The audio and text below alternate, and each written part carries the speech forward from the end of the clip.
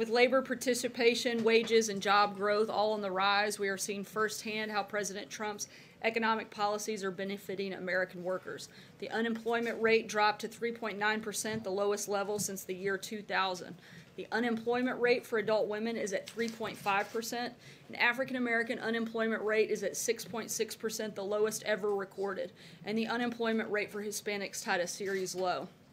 Since the president's election, more than 3 million jobs have been created.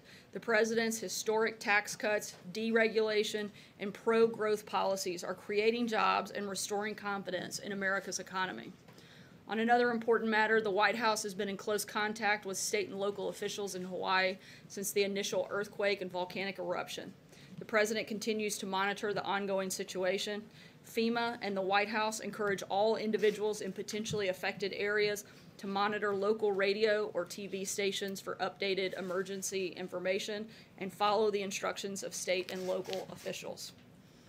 The New York Post said today that CIA Acting Director Gina Haspel has headed 4 CIA stations across the globe, been a senior official in the CIA's Russia operation, held several top roles in the division responsible for covert operations, and post 9/11 was a senior level supervisor in counterterrorism. The Post further noted that her integrity and significantly her political impartiality are unchallenged. She deserves quick confirmation without partisan theatrics. The bottom line, Acting Director Haspel has an unparalleled understanding of the CIA and is the right person to lead it during these dangerous times.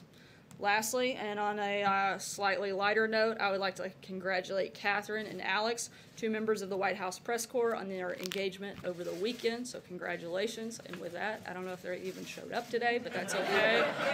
Definitely would have given them a question, but since I don't see them, Kevin, we'll go with you. Thank you, Sarah. A couple of questions. First on Gina Haspel. Is it true the president and yourself and others had to sort of convince her not to withdraw her name from consideration? And if so, what was that like? And has this circumstance happened before since you've been at your position here at the White House? And a follow about Don Blankenship. Why does the president believe he can't win an election in the state of West Virginia? Let me answer the first question, we'll come back to that. In regards to Acting Director Haspel, her commitment to the agency is one of the reasons that she is the right person to lead it. She wants to do everything she can to make sure the integrity of the CIA remains intact, isn't unnecessarily attacked, and if she felt that her nomination would have been a problem for that and for the agency, then she wanted to do everything she could to protect the agency. At the same time, she wants to do everything she can to protect the safety and security of Americans, which is why she is 100% committed to going through this confirmation process and being confirmed as the next leader of the CIA. And the follow was on Blankenship in West Virginia. Why does the president believe that he can't win an election in the state of West Virginia? Why not? As you all know, I have a few more limitations than the president, and due to the Hatch Act, can't get into the specifics about an election prior to it taking place. But I'd refer you back to the president's tweet, which I think is pretty clear. And if he has more to say on it, he certainly will. Thanks, Sarah. We also congratulate Alex and Catherine. Rudy Giuliani said that if necessary, it's possible that Michael Cohen could have paid off other women to keep them quiet about alleged affairs with the president. Is that possible? Are there other women out there who receive money from the president to stay quiet? I'm not aware of any other activity, but I would refer you to Rudy Giuliani to respond to any of those questions, or anybody else on the president's outside counsel. But you've been in his circle for a long time now. You were on the campaign. Is that anything that came across your desk? Again, I'm not aware of anything like that, but I would refer you to the president's outside counsel. Steve? The president's got a May 12th deadline on the Iran nuclear deal. Is he wavering on this deal based on the pressure from the Europeans with Boris Johnson here this week? The president will make an announcement on what his decision is soon. As you know, he's got a few days to do that, and we'll let you know when he's ready to make a decision on it. John Kerry's shadow diplomacy, how does that impact the deliberations? I don't think it impacts it at all. I think the president spoke out about that pretty clearly, And I don't think that we would take advice from somebody who created what the president sees to be one of the worst deals ever made.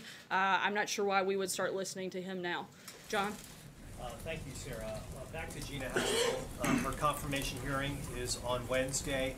It's an open hearing before the Senate Intelligence Committee. Are there any questions that are off limits from the White House's point of view as it relates to her career at the CIA? We think that Acting Director Haspel is a highly qualified, uniquely positioned individual to lead the CIA. And we're very confident in her ability to answer the questions that we know are going to come.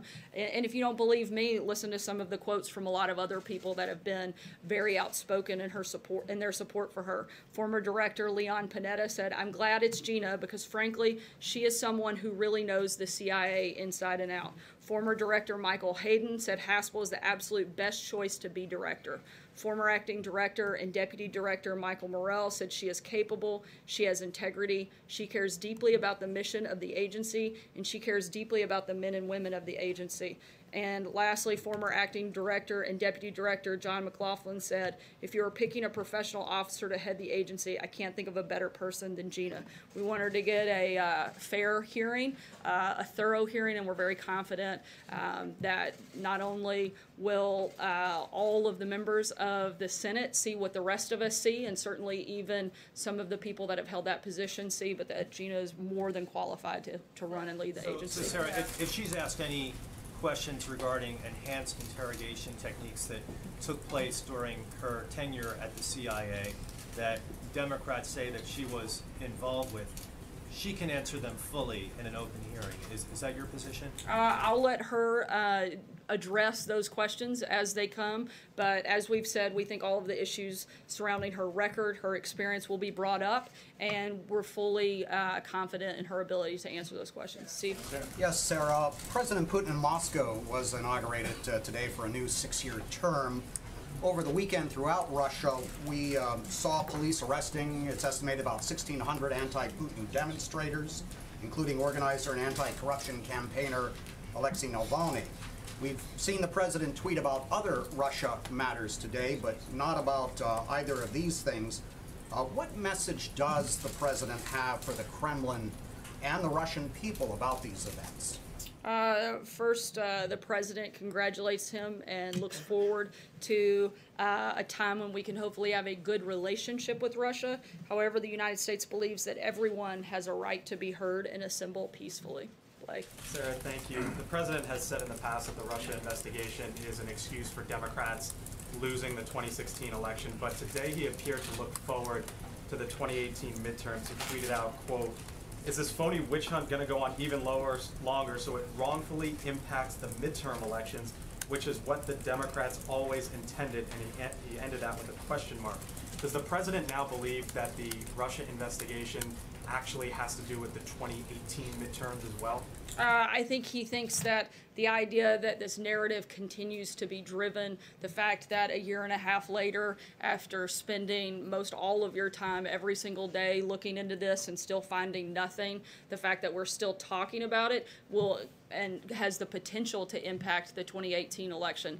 I think the point he's making is how ridiculous it is that we're still having this conversation and the depths to which this research has gone on and investigation has been conducted and still produced nothing. Is the president pleased with the appearances of Rudy Giuliani over the last few days? I didn't speak with him specifically about his feelings about it, but certainly feels that he's an added member, added value member to his outside special counsel. Francesca. Thank you, Sarah. On that note, Rudy Giuliani said yesterday that the president could plead the fifth if he's subpoenaed by the special counsel. And I want to know why the president would even go that route if he hasn't done anything wrong, as he said repeatedly that there was no collusion and there was no obstruction of justice. That's a question you'd have to ask the outside special counsel. I'm not an attorney, certainly couldn't address that. Okay, Jim? sorry, Sarah. Sorry, I'm going to keep moving just because we're going to get real tight on time here. Jim? In the same vein, does the president believe it is within his executive powers to reject a subpoena from the special counsel's office? That's a question I would refer you to special counsel. Can I follow up on Gina Haspel? I'm going to just keep moving because I did it to your colleague. David? The president, this time around on Iran, Mike Pompeo, Secretary of State, and he's got John Bolton, the new National Security Advisor. They've been among the most prominent critics of the Iran deal. I mean, is there any reason to think President Trump won't kill the deal when Saturday rolls around? The president will make that announcement very soon. We'll certainly keep you all posted on it as it happens. Michael. On the EPA, Andrew Wheeler is now confirmed as the second in command of the EPA. Does the president think that he would be able to continue the deregulatory agenda that Mr. Pruitt has been in charge of, were he to remove Mr. Pruitt? And given the sort of cascade of ethical problems, how close is, what's the status of the review that you guys have been saying that you're doing, and is the president closer to removing Mr. Pruitt from office? I don't have any personnel announcements on that front. Certainly, we have confidence in the number 2. Otherwise, the president wouldn't have asked him to serve at such a senior level position within the EPA. But I don't have anything further on that front. Justin. I wanted to catch back up with on China after the delegation came back. Presuming that the president's had some sort of briefing on that interaction now, can you tell us his reaction to the talks that happened, if the U.S. plans to talk to China again before the May 22 public comment deadline, and what the sort of next steps are? Sure. The president had a briefing this morning with members of the team that traveled. The president has a great relationship with President Xi, and we are working on something that we think will be great for everybody. China's top economic advisor, the vice premier, will be coming here next week to continue the discussions with the president's economic team, and we'll keep you posted as those discussions are ongoing. Stephen. Sarah, in its front page story this morning, the Washington Post, among many things, reported that there are persistent rumors that Mrs. Trump does not live in this White House and that she lives with her parents somewhere in the suburbs. What do you make of those rumors? I make of the fact that just when you think the Washington Post can't get things any more wrong, they do, and that is an outrageous and ridiculous claim. The First Lady lives here at the White House. We see her regularly, and I think that's something that belongs in tabloid gossip, not on the front pages of the Washington Post, and I hope that they'll do better next time. Peter? Sarah, we're going to hear from the First Lady in a moment. She's going to promote, among other things, good behavior among children. Part of this effort has to do with cyberbullying right now. Does the president accept any responsibility for American skepticism that the First Lady from the White House would be speaking out against cyberbullying? Look, this is something that is extremely important to the First Lady. I'm not going to get ahead of her announcement or her comments. In fact, I'm only going to take one last question because we got to make sure that we get there so nobody misses that. And the President will also be joining the First Lady at that event, so we want to make sure everybody has a chance to tune in. Aisha will take your question last. To be clear, the question was about him, not about her. I know that we'll wait to hear what she says, but does he accept responsibility for this climate that exists right now, that there is the need to sort of address an issue like cyberbullying? I think the idea that you're trying to blame cyberbullying on the president is kind of ridiculous. When it comes to kids, this is something that has been problematic and something that we have seen over the last decade, and the First Lady sees it to be an important issue and something that she wants to address, and she'll do that here shortly. Aisha. Thanks, Sarah. There have been some reports that an Israeli intelligence firm was hired to kind of dig up dirt on former Obama administration officials regarding the Iran nuclear deal. Does the White House have any knowledge of that, or the idea that any Trump aides were involved in hiring this intelligence firm?